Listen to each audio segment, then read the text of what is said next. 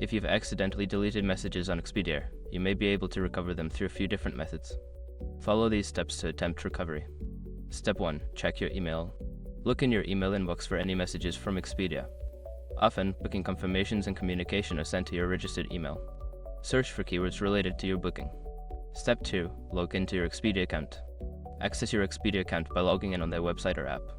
Navigate to the trips section where you can find your past and upcoming bookings, which may include the messages you are looking for.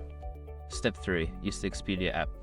If you have the Expedia app installed on your mobile device, open it and check the messages or notifications section.